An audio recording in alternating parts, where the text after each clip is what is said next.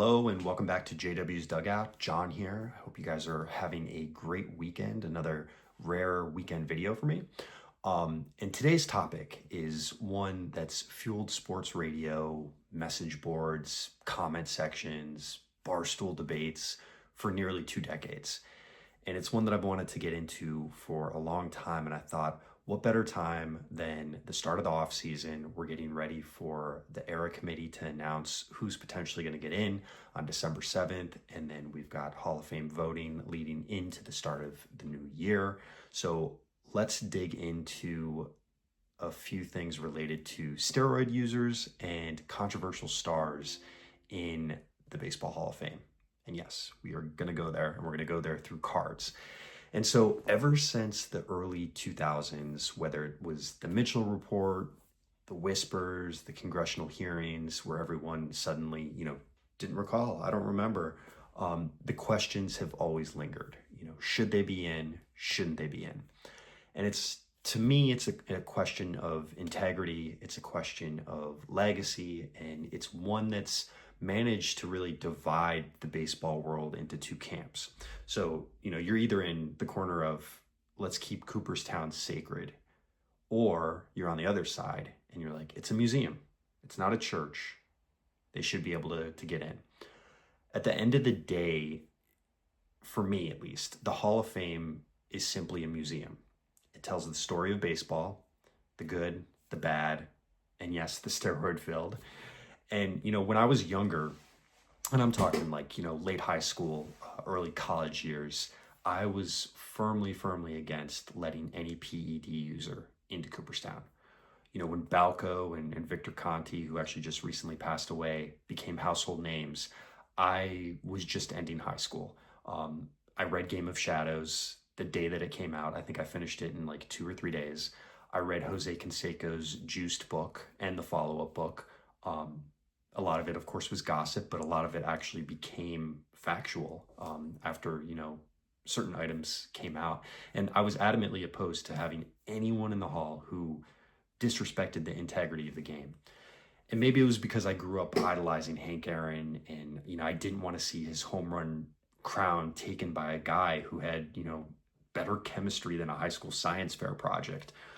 But as time's passed, and after a few trips to Cooperstown, my stance has softened, and that kind of goes along with life. Your opinions change on things, because the deeper I looked at things and the more research I did and the more I became well-versed in everything that was going on at that moment, the more I realized something.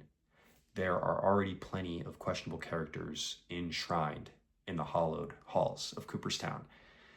And then I'm going to take you through just a few cards here before we get into the meat of the video. So we're talking about guys like Ty Cobb.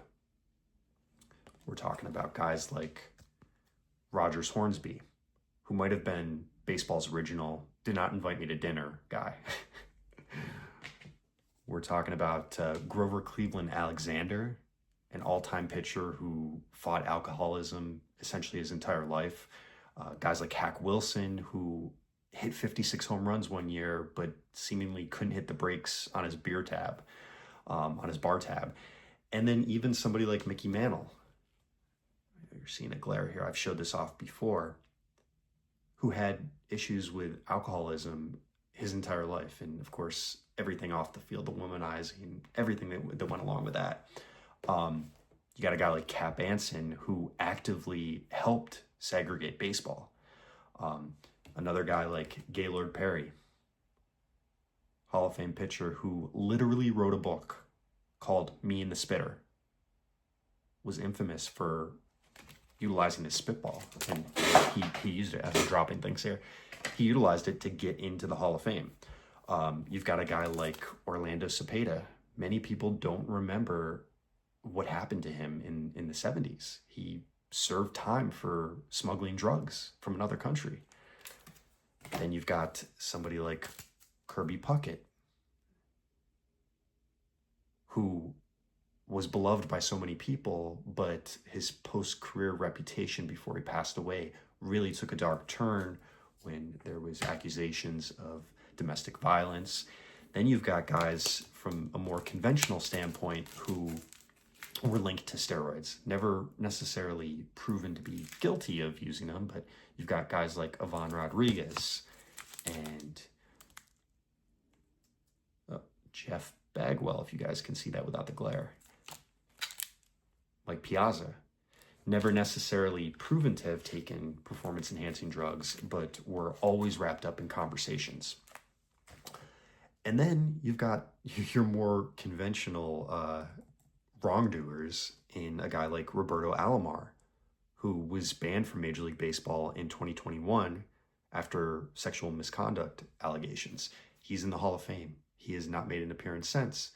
He had his number that was retired by the Blue Jays unretired because of his actions. So, yeah, I mean, basically, moral perfection isn't exactly a Cooperstown prerequisite, if I can talk here. And now here we go again. Like I mentioned, the Hall of Fame recently announced the contemporary baseball era ballot that's coming out on December 7th as far as who's going to get in, and it's loaded. You've got guys like Barry Bonds, Roger Clemens, Gary Sheffield. A guy like Gary Sheffield. This is him in his Dodgers uni on a 5-star. It's a nice 5-star card. I do like this card. Who have been linked to steroids, obviously. I mean, especially Clemens and Bonds. And then you've got guys who, obviously are more so in the vein of having just spotless reputations. A guy like Dale Murphy, who I think absolutely should be a Hall of Famer. Don Mattingly, guys who are, so well respected. And then some other, guys on the outskirts like Jeff Kent, Carlos Delgado, Fernando Valenzuela. Delgado, I think there were always questions, even Kent to an extent, for being a second baseman who was a power hitter. But I don't think they were ever really, truly ever linked to anything from a PED standpoint. And so it really, I think it really begs the question of, do these guys belong in the Hall of Fame? And at what point do you take a stance if, the Hall being a place for showcasing the history of the game to a place that is really sacred from a standpoint of having a spotless reputation? It's an age-old debate. It's a debate that's really been going on for the last 20, 25 years. I just have never really had a platform other than when I was a journalist. I wrote a couple articles about it. I never really had an opportunity on a platform like this to really dive into it. So I'm really happy to do so. But what I want to do here is I want to turn the camera around and I want to take a look at some of the autographs in my collection of some of those guys who are really truly linked to steroids, and some who have some controversial backstories that may prevent them from getting in the Hall, including those that are still active as well. So let's swing the camera around. Let's take a look at some autographs. Let's break down some of the numbers and ask ourselves, does it really truly matter anymore? All right, guys, so we're going to just hit a few players that come to mind that are top of list for me when it comes to the steroid era, as well as those who are some controversial stars who are on the precipice of getting elected into the Hall of Fame in the future, or could potentially appear on some of the era committees. And we're going to start off with a guy who was kind of the face of the steroid era from the start and really played a pivotal role in bringing baseball back to prominence in the late 90s, and that's Mark McGwire. This is his 2022 Topps Tier 1 out of 50. I believe that's 28 out of 50. So here's a guy who hit 583 home runs, had over 1,400 RBIs, a career OBP of almost 400, and of course hit 70 bombs in 98. And, from all indications, started his steroid usage early in his career alongside Jose Canseco in Oakland. And then, the strike came in 94. Later on, he became, a St. Louis Cardinal in the late 90s and essentially saved baseball's popularity after the strike. Him alongside with Sammy Sosa, who we'll get to in a second. But his legacy, for as much as he did in 98, and as much as that was much must-see TV, I can remember, 1998, I was, 9, 10 years old. No, I guess I was 10, probably 10 or 11 years old. Every time he was up to bat, we would tune in. We would be glued to the TV. This wasn't, the time of, smartphones and you would get constant updates. You were glued to the TV every single time McGwire came to bat. But everything was tarnished by, his quote unquote admission of steroid use, saying he used it for, recovery purposes, but the voters really didn't care. 0% chance of, being elected by the BBWAA. And it's sad because, he was quite a spectacle to see. His batting practice was must-see TV. There'd be people lined up, outside of Busch Stadium and everything that went along with that. So we'll put McGwire up here. And I already mentioned his name. The next guy on our list is Sammy Sosa. This is his 2024 Topps Finest Flashbacks out of 99. I don't know if you can see that with the glare. It's, 58 out of 99. So here's a guy with 609 homers, 360 home run seasons, and one of the most electric personalities in baseball history. Just absolutely beloved, not only by Chicago Cubs fans, but by baseball fans in general. I remember in 98, I was a huge Sammy Sosa fan. I was pulling for him. I thought everything that he brought to the game, the enthusiasm, the smile, the cross motion with to his chest, kissing his fingers and directing it at the camera, everything that went along with that, it was super cool as, a 10, 11-year-old kid. But unfortunately, that smile faded once PED allegations and, of course, the corked bat incident came around. While his numbers on paper might scream Hall of Fame, his reputation is just another story. And again, another sad case. So there is Sammy Sosa. And then, of course, we go with the guy that is centered around the most recent news that he is on the Era Committee ballot, and that is Barry Bonds. And this is his 1997 Topps, 96 season highlights, 40 homers, 40 steals, authenticated autograph by PSA. And it's hard to encapsulate truly what Barry Bonds means to baseball. Here's a guy who hit 762 home runs, is the all-time leader in home runs, passing Hank Aaron, 7 MVPs, 73 home runs in a single season, and a breathtaking WAR of 162.8, which is like Ruth May's territory. He may, in fact, be the greatest baseball player of all time. But the sad part is a lot of it was synthetic. Had he just gone along the path, when he started his career with the Pirates, and, he was a guy who was a 40-40 threat. He could steal bases. He could run. He could hit for average, for power. And then, by all indications, and it was well documented in the Balco book, he got jealous of McGwire and Sosa's success and popularity in 98 and decided to use, performance-enhancing drugs. And it really made him out to be public enemy number one in baseball circles. Some say he never tested positive, but the evidence was about as subtle. Let me try that again. The evidence was about as subtle, that's the word that I was looking for, as his biceps circa 2001. His head grew in size, his biceps were huge, and he was putting up video game numbers. Do I think he gets in? I don't think so. I don't think other players and other people in the baseball circle will let him get in.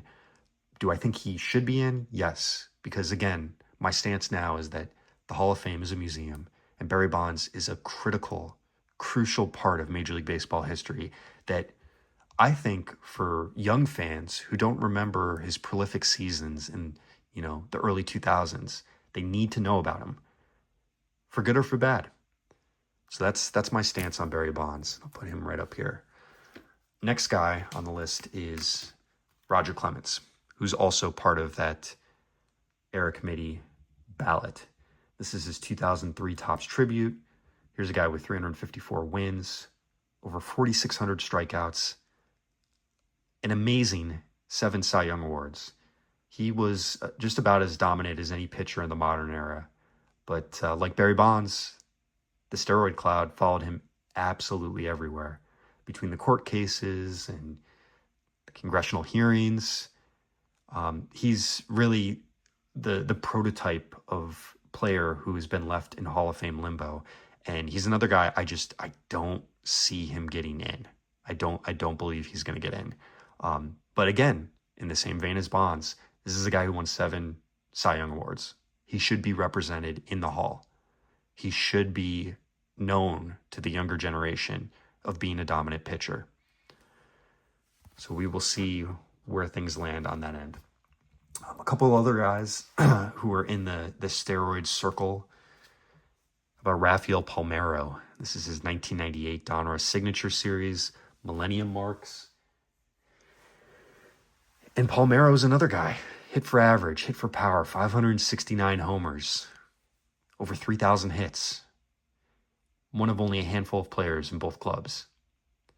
But then, of course, came the infamous finger wag before Congress. I have never used steroids, period.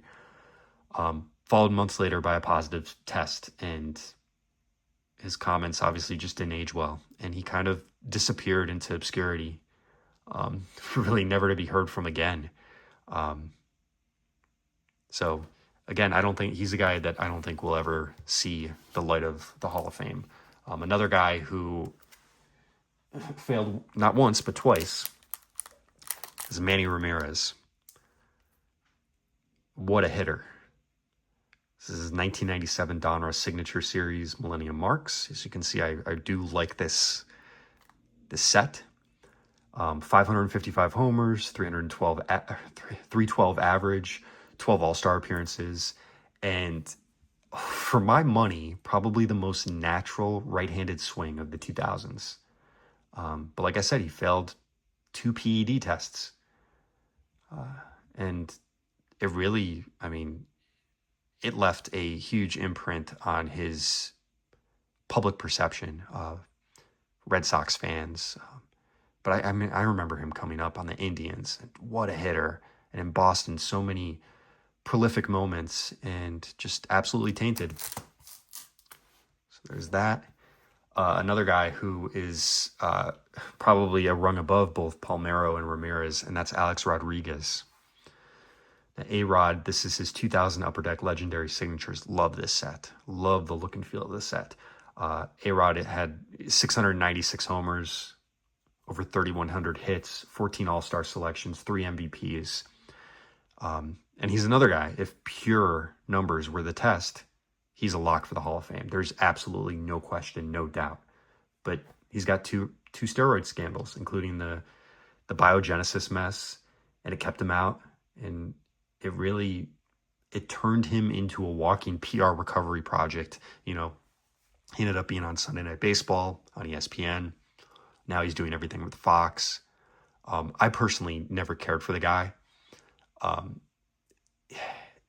Even his analysis, like everything that he does on Fox, just comes across as just so fake and insincere. And I know that's pretty bad of me to say. It's pretty negative of me to say. But he's a guy that I think in the same vein as Bonds and Clemens, like these are some of the greatest baseball players of all time. I can't give you a definitive answer if he'll ever get in. The numbers sure prove that he should be in.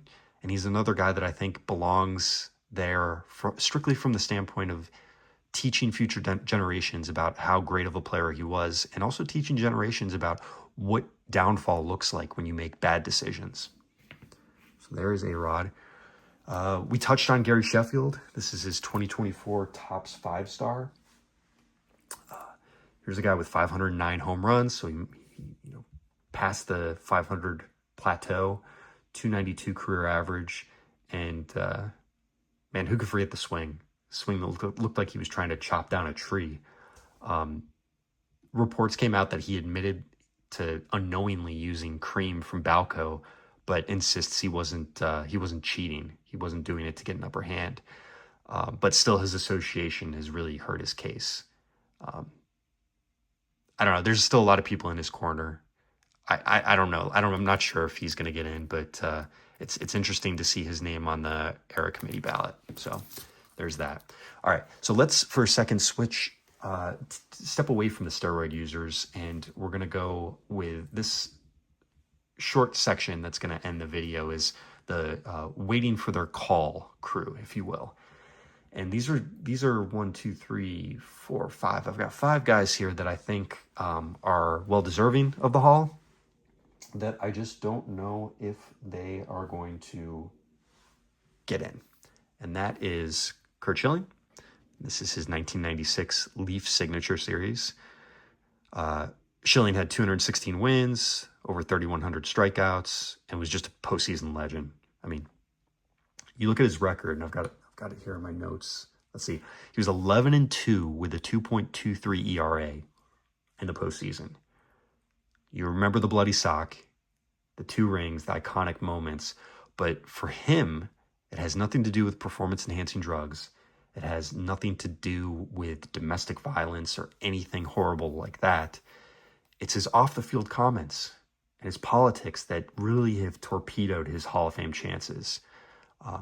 Speaking ill of journalists, no matter what your political leanings are, he has said some things that he really shouldn't have said, especially being a public figure.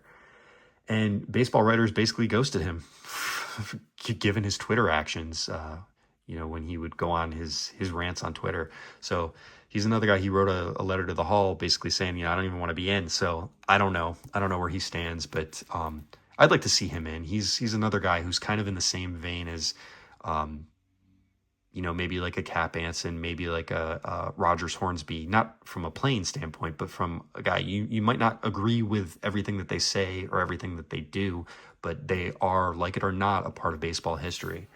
And that goes along with this guy too, who unfortunately recently passed away, Pete Rose, and this is his 1986 Donruss hard-signed card when he was, of course, a player manager. And this is the hit king, 4,256. Everybody knows that number. 3 World Series rings, an MVP, a Rookie of the Year. Playing like his hair was on fire, but when it comes down to it, it was his gambling on baseball that earned him a lifetime ban that was just, of course, as everybody knows, recently lifted. But I mean, to me, if Cooperstown is a reflection of the game, and if they had a wing for pure hustle, this is your guy. This is the guy that you want in. And he's been reinstated, but the question comes if he ends up on one of these Era Committee ballots, like if he gets in, does Joe Jackson get in for all of his involvement in the 1919 Black Sox scandal? And then you're towing a very interesting line, as we've seen in the NBA, with having a sport that actively embraces gambling, DraftKings, all of these different entities from a gambling perspective. Your sport is embracing it. You're using it in marketing initiatives. And then you're going to keep guys like this out. It's such a tough and interesting line to toe.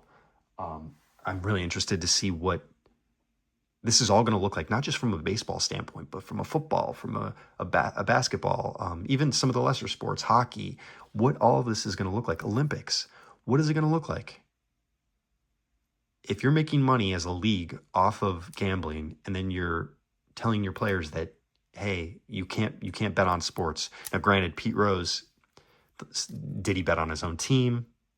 Then you've got issues like that. It's such an interesting part of Major League Sports history that we're in right now, and I'm curious to see where it all goes. So we'll put Pete Rose there. Another guy who potentially might even be in this year, Carlos Beltran. This is his 1999 SP Authentic. Beltran, 435 homers, 312 stolen bases, 9 all-star selections. A tremendous hitter. But along with Andrew Jones, who some people also believe Andrew Jones may have been involved in some PED, performance enhancing type stuff. I don't necessarily agree with that, but that's a conversation for another time. Beltran is a borderline Hall of Fame case like Andrew Jones. Was never directly linked to steroids or anything like that. For him, it comes down to his role in the Houston Astros sign-stealing scandal. Really knocked the shine off of what was a spotless reputation for him. So it's going to be interesting to see how the writers react to it, especially this year where there's not a clear-cut first ballot Hall of Famer. They're going to want somebody represented there. They're not going to want, a year to go by with nobody getting elected. I personally think Beltran gets in. I think Andrew Jones gets in this year as well, but we'll have to wait and see. All right, 2 more to go, and then we'll end this video because I know we are getting a little bit long, but this is, again, a video that I've wanted to do for such a long time. Albert Pujols, this is his 2022 Topps Transcendent, 15 out of 20, 703 homers, over 3,300 hits, 2 World Series titles, and 3 MVPs. You're probably wondering, why is Albert Pujols here? Well, I think when you get to a player of Pujols' status, like Bonds, like Clemens, and there's questions, I think it deserves to be discussed. So Pujols, from all indications, classy as they come, was loved by so many people, whether it was in St. Louis or Anaheim or even in Los Angeles, during his years with the Dodgers. But there's always, I think, at least from conversations that I've had with collectors and baseball fans and media members, there's always been kind of a sneaking suspicion when it comes to performance enhancers with him. I don't think that he's ever actually been linked. He was accused by, if you recall, he was accused by former Detroit Tiger Jack Clark a number of years ago, saying that he used performance enhancers. But I just don't know. And I don't want to be one to start gossip and, accuse somebody of wrongdoing when they haven't done anything wrong. But when you get to this status, it's like anything. You get to political office, you become president, you're a prolific home run hitter. People are going to question absolutely everything. So we'll see. We'll see if anything ever comes out. But by all indications, he was clean. People have their opinions. The last guy I want to talk about, and we'll be quick on him so we can wrap up this video, is Mr. Jose Altuve, a guy that everybody loves to hate. This is his 2018 Topps 5-star. He was a 6-time All-Star, American League MVP, 3 batting titles, 2 World Series rings, but very similar to Carlos Beltran. He will be forever tied to the Houston Astros 2017 scandal. It's not steroids, but it's still a stain that voters might remember down the road. People still question him rounding third after the home run and clutching onto his jersey. And, what was he clutching onto? What was the reason for those antics? Was he part of the trash can banging scheme? Did he benefit from it? I mean, there's a lot of hearsay when it comes to this, but he has the credentials to be an all-star, I think, by the time his career is over. So we shall see. But that's really it. I mean, there's probably more guys that I can point out here. There's more cards that I can show off. I don't want to go way too long on this. But what I want to know from you guys is, where do you land? Do we keep these players out simply because of principle? Or do we acknowledge that the story of baseball, the good, the bad, the needle-shaped, isn't complete without them? To tell the story of Major League Baseball over a century, you have to include these players. They have each contributed something. For me, the Hall of Fame is absolutely about truth. But you can't tell the truth about baseball from the late 80s, like McGwire, to the mid-2000s, Bonds, and some of these other guys, without these key members. 98, McGwire, Sosa, Bonds in 2001, Clemens with all of his Cy Youngs. They're part of the game's DNA, warts and all. And I mean, it's really up to the voters to decide, the writers, the players who are part of the committees. And I guess we'll see what happens. But I want to hear your guys' thoughts on this, because this is always interesting conversation. It's always kind of controversial conversation. People have their distinct opinions, but also from a card collecting perspective, do you guys want these kind of figures in your collection? I, for the longest time, would never have been seen with a McGwire or a Bonds auto, but like Cooperstown, this to me tells the story of Major League Baseball, the history of Major League Baseball, and that's what I want in my collection. That's why I am so devoted to getting an autograph of every single Baseball Hall of Famer, whether they're good or they're bad, because I'm a fan of the history and I love the history and I want to be able to tell the story of Major League Baseball through my cards. So that will do it for today. I really, really, really appreciate you guys sticking around with me, stopping by the Dugout. Feel free to subscribe, like the video, leave a comment, because I really do want to hear from you guys on this. I think it's a very important subject, and we will catch you guys next time. Have a great rest of your weekend.